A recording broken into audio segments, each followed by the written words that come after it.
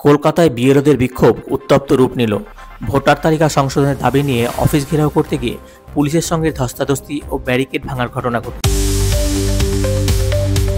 Voter তালিকা সংশোধনকে কেন্দ্র করে ইলেকশন কমিশন অফ ইন্ডিয়া ও রাজ্য সরকারের মধ্যে বিবাদ বেড়েছে। কমিশন অভিযোগ করেছে, রাজ্য সরকার সময়মতো বাড়তি ভাতা বিএলওদের দেয়নি। বিশেষ ভোটার তালিকা সংশোধনের সময়সীমা বাড়ানো হয়েছে, এখন নতুন শেষ তারিখ 11 ডিসেম্বর। কেএমসির জন্ম মৃত্যু সনদ জারি করতে বিশেষ ক্যাম্প চালু করেছে, যদিও বিরোধীরা এই উদ্যোগকে রাজনৈতিক উদ্দেশ্য প্রণোদিত বলে দাবি করেছে। রাজ্যে আজ থেকে মদের দাম বাড়ছে।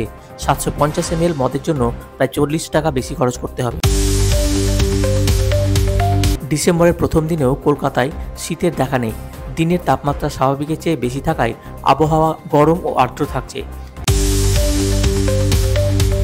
এসআইআর প্রক্রিয়া কেন্দ্র করে রাজ্যে রাজনৈতিক উত্তেজনা বাড়ছে। তৃণমূল ও বিজেপি উভয়েই একে অপরকে দোষারোপ করছে। রাজ্যের একটি নিয়োগ প্রক্রিয়ায় বড় প্রতারণা চক্র ধরা পড়েছে।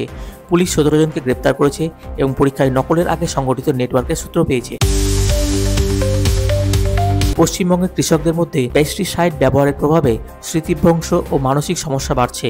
নতুন গবেষণায় এমনই সতর্কতাবার্তা দেওয়া হয়েছে। কলকাতায় সোনা ও রূপোর দর আজ সামান্য কমেছে, যদিও বিশ্লেষকরা মনে করছে ডিসেম্বরের মধ্যে আবার দাম বাড়তে পারে।